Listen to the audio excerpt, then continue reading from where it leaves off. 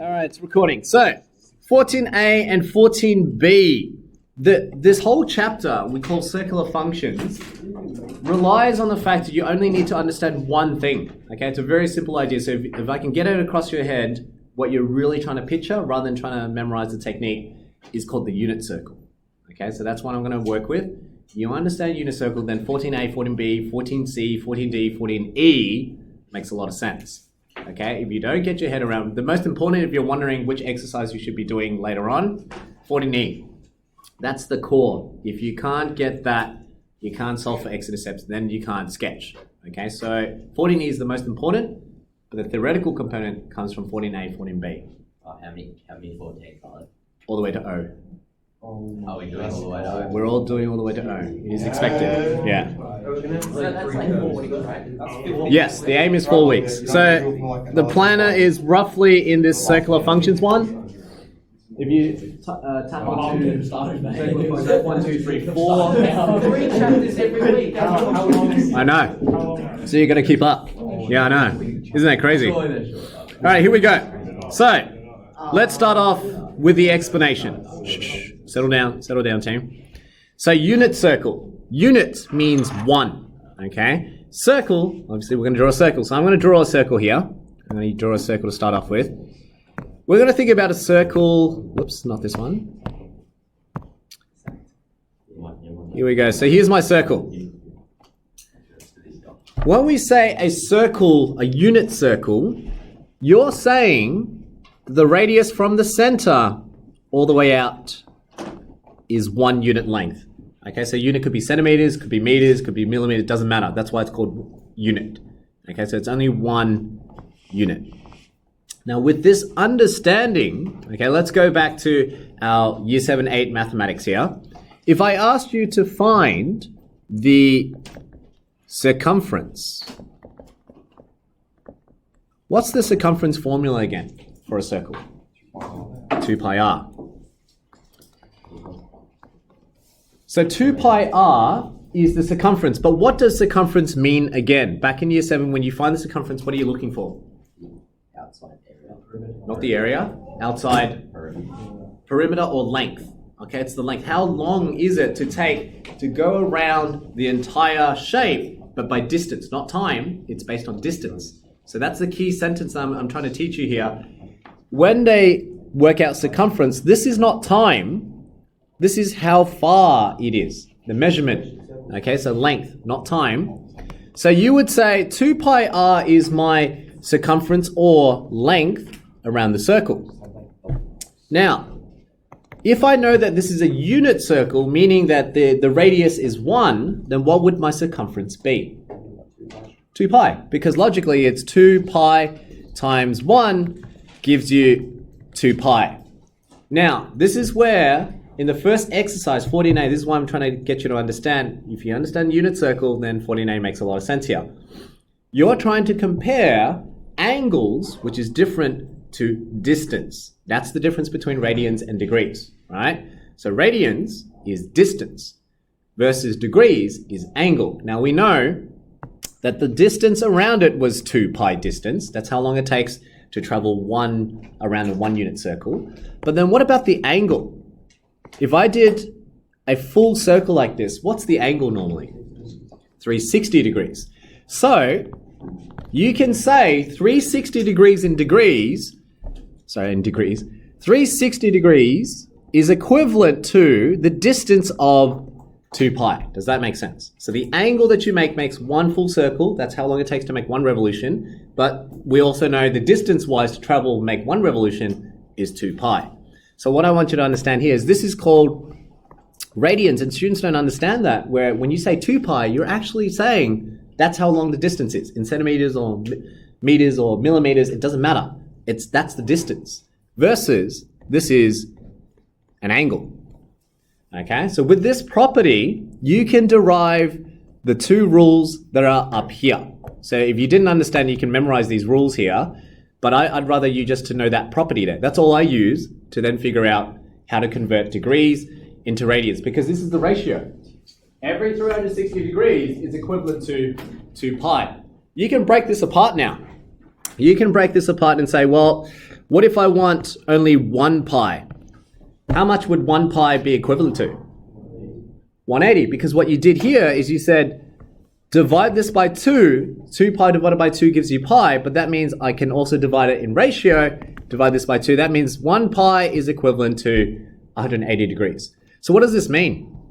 In your unit circle, how far is the distance of pi? So you need to get your head around pi, and I'll explain why we use radians and not degrees anymore. When you move around all the way here, see, that's 180 degrees. This is 180 degrees. That tells me that the distance that you traveled has to be equivalent to pi up until that point. If you do another pi, that makes a 2 pi distance. True? Okay, because this will give you the picture of what a unit circle looks like, and that's what you're going to rely on for the entire chapter. Okay, so here, I know pi is equal to 180 degrees, but what if I just want to know, what 1 degree is equivalent to? How do I go from 180 degrees down to 1 degree? What would you have to do? Divide by 180. That's based on ratios, what you learned back in year 7 and 8, right? So if I said, all right, I'm going to divide this by 180 degrees, that means over here, I'm going to divide by 180 degrees. What you're going to get is that 1 degree is equivalent to pi on 180. True?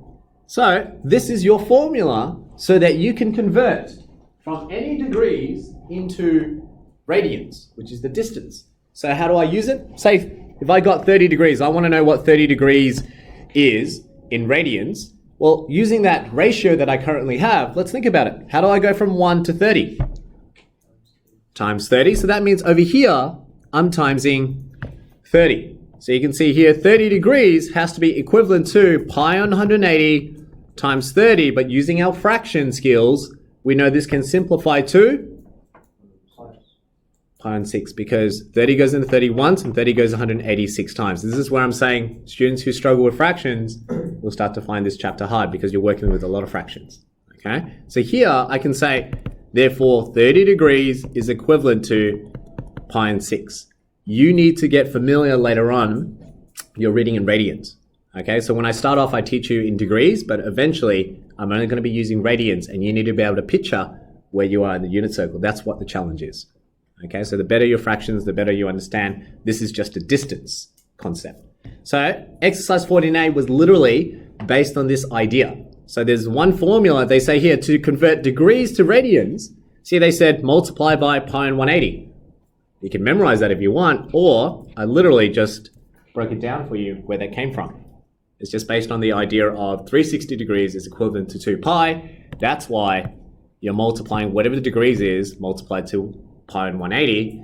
That's how you convert it to radians. But it's based on that ratio.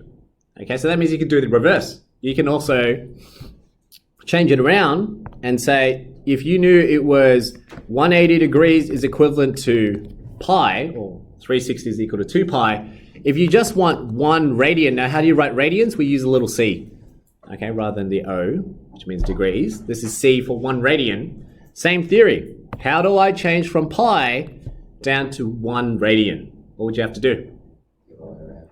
Yeah, divide by pi.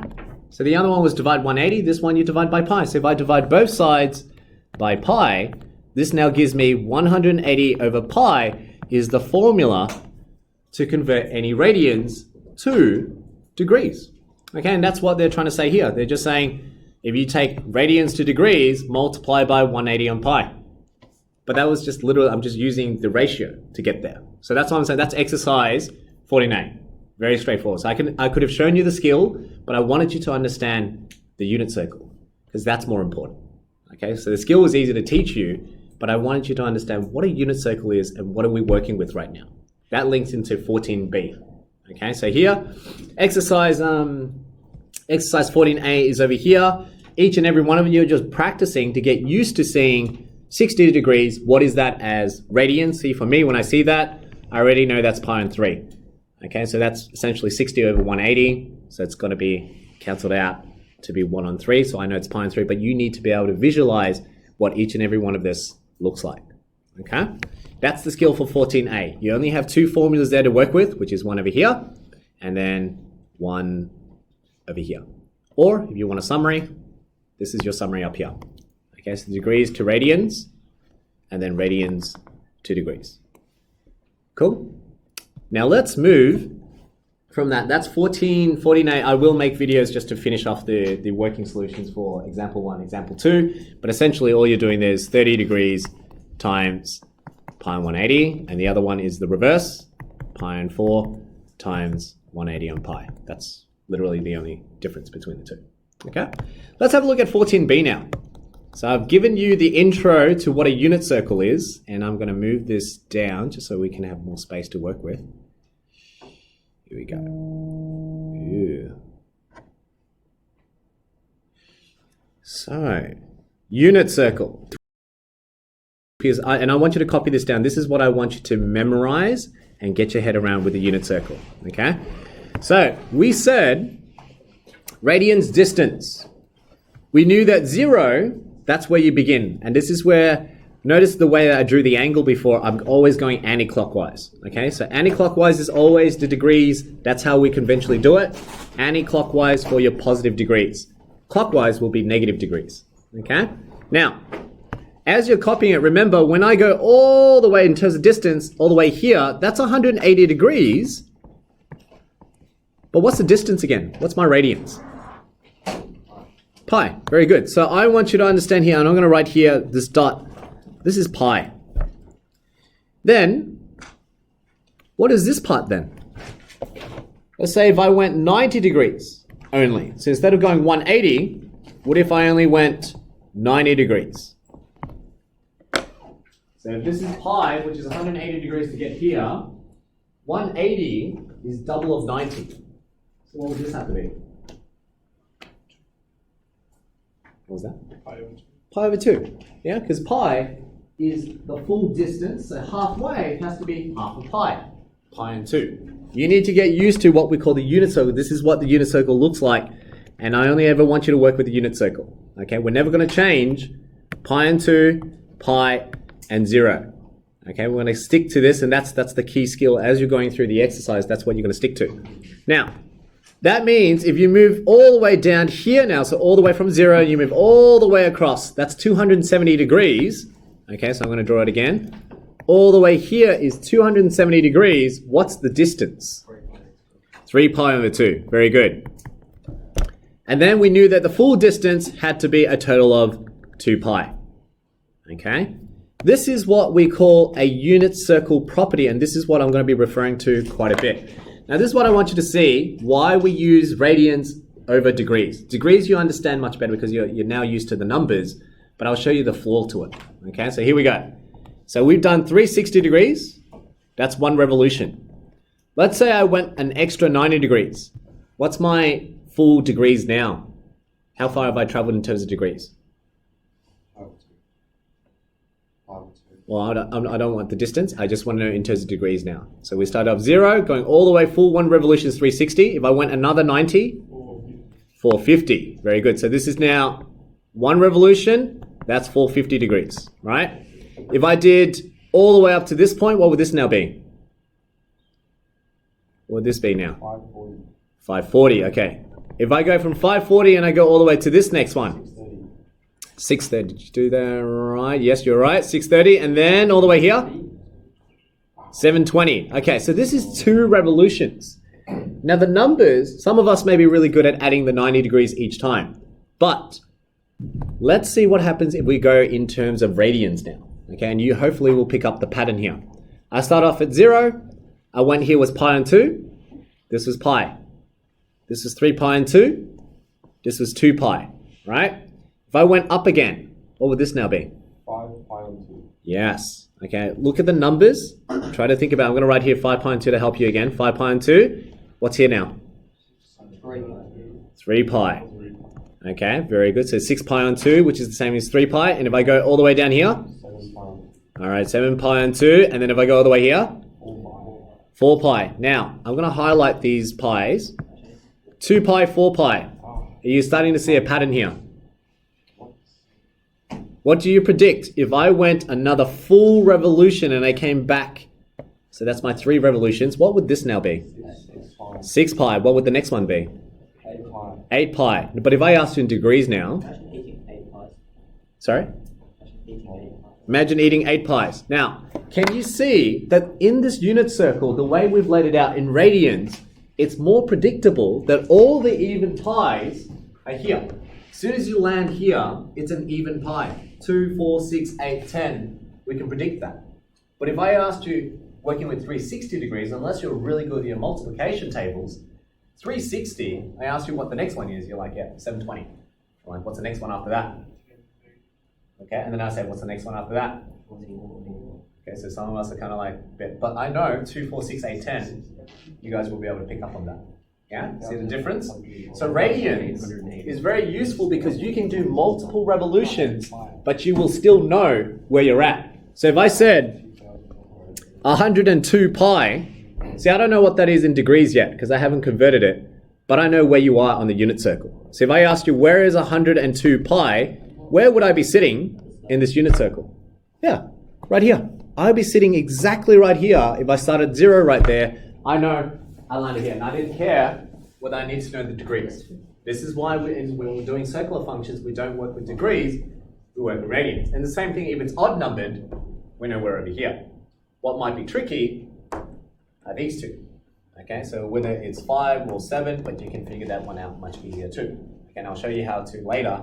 But this leads into 14b. Okay, so 14b, now I'm introducing, you've got the idea of what a unit circle looks like. I want you to always draw that unit circle to start off with before you solve anything that I'm going to teach you. So cos, sine, tan, I want you to picture this first. Okay, now let's put another color to this. This was called the unit circle, meaning distance from here to here is 1. That means the distance from here to here is also 1. That means the distance from here to here is also 1 and 1. But we know that in a Cartesian plane, meaning the x and y axis, if I labeled this the x-axis and this is the y-axis, because you're going to sketch the functions, let's have a look. Normally, traditionally, this side is positive, that side's negative. So if this is positive, this is a length of 1. Once you're here, the length is 1. Once you're here, the vertical length is 1. But then once you're over here, the length is no longer 1. Oh, sorry, the length is 1, but the direction is now -1. So we're still applying our Cartesian plane. That's -1. And this is still -1 down here. But if I write the coordinates, and I want you to notice the coordinates. This is 0, -1. This is 0, 1. This is 0, and 1, 0, sorry. 1, 0. And this one over here is -1, 0. The reason why I want to emphasize this because a lot of it you can actually now understand. If you understand what I'm saying here, the next part that I teach you, you then can do sine of 90 degrees, cos of 90 degrees, tan of 90 degrees without using a calculator because you understand that unit circle. Okay, so here we go. Let's go to the first theoretical component here. I'm going to put this point. Now from here to here, what's the length? 1, because we said it's a unit circle. So radius has to be 1. So this is still 1. From here to here, that's a radius of 1. What I want you to think about, at this coordinate, we don't know what the x coordinate and the y coordinate is, but we do know something. It has to have a height. This point has to have a height. That represents the y value. True? Okay, so I'm going to write it again. I'm going to write here. This is the y value for the height. Then, lengthwise, this must be the x length, which tells me right here, that's where x is. Okay, so when you say x, y coordinate for this particular point on the Cartesian plane, you're saying it's x length, y height. This gives you your traditional horizontal versus vertical, so that means this is a 90-degree triangle. This is where your trigonometry comes back in year 9. Okay, so let's think about trigonometry. This creates an angle. See, we've been working with angles and degrees, right? So this is angle. To make that angle means I have to have traveled this distance. This is your radians. So on the outside is your radians. I'm going to color that in again. I'm going to color in another color. So let's say blue. This is your radians. That's what radians is. So this is your radian distance. Now, let's do an example just so that you understand what this is all about. If this is your x and this is your y, let's draw your triangle out a bit. I have a hypotenuse of 1. I have an angle theta. Okay? This is your y, this is your x. Oh my god, my pen. There we go. This is my x value. Okay? If I asked you now in terms of SOHCAHTOA, or what you remembered back in trigonometry, why is my pen not working? That's annoying. Let's see if this one works. Oh, it does work. All right. Use this one. All right. Remember in SOHCAHTOA, and I'm going to blow your minds here. What was SO again? Sine of theta is equal to? Good. So I'm going to write here sine theta equals opposite of the hypotenuse. In this triangle, which is that triangle there, which one's my opposite? Y. Y. Which one's my hypotenuse? 1. So if I put it together, opposite was y, hypotenuse is 1. Can you see that y divided by 1 ends up being y? What does this mean? When you type on your calculator back then, when you type sine of 30 degrees or sine of whatever angle it is, all it was telling you was the y coordinate of where you are in the unit circle. Have a think about that, what I'm just saying there. Every time you type sine, you're just figuring out the y value because it's the ratio between opposite and hypotenuse, but since our hypotenuse is always going to be 1 because it's a unit circle, you're only just finding the y values. But then, what about x? What's the x length here? That's your adjacent. The y is equal. Sorry? It's equal to y. Yes, that x there. Yeah. So, in terms of SOHCAHTOA, which one represents the x values? It would be cos, because remember cos, I'm going to write over here, cos of your angle was adjacent over hypotenuse, but adjacent is your x, hypotenuse still 1. So every time you type cos, what you're actually doing was you're finding out the x coordinate, or how far it is on the unit circle, horizontally. This is sine, this is cos. Okay, every time back then when you were calculating sine and cos, that's what all you were doing in the unit circle, what the x and y is. Now, tan. If you think about tan, this is where it ties in all the way back